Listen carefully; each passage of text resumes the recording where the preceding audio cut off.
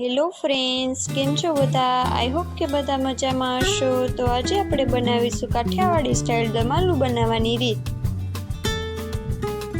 તો સૌ પ્રથમ આપણે એક કડાઈમાં તેલ ગરમ કરવા મૂકીશું. તેલ ગરમ થાય એટલે તેમાં આપણે લસણવાળી ચટણી એડ કરીશું.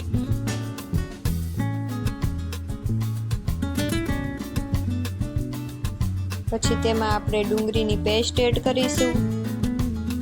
અત્યારે મેં અહીંયા 2 ડુંગળી લીધેલી છે. સારી રીતે હલાવી લઈશું. પછી આપણે ટમેટાની ગ્રેવી એડ કરીશું. મેં અહીંયા મોટું 1 ટમેટું લીધેલું છે.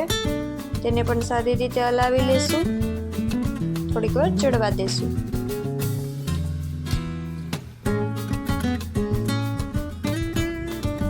પછી તેમાં સ્વાદ પ્રમાણે મીઠું એડ કરીશું,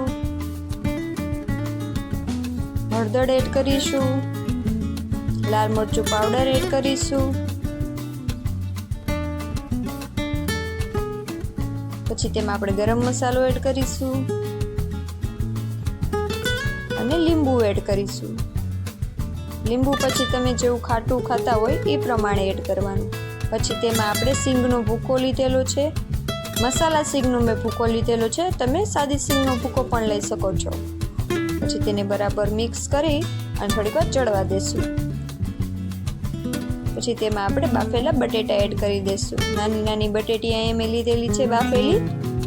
પછી તેને બરાબર મિક્સ કરી લેશું.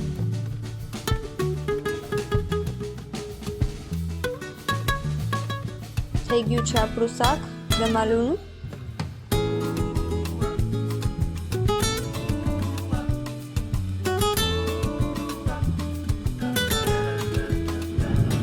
તો જોઈ શકો છો તમે, એકદમ સ્વાદિષ્ટ અને ટેસ્ટી એવું દમ આલુનું શાક રેડી થઈ ગયું છે આપણું. તેમાં આપણે ઉપર લીલા ધાણાથી ગાર્નિશિંગ પણ કરીશું. પછી એક સર્વિંગ પ્લેટમાં આપણે કાઢી પણ લઈશું.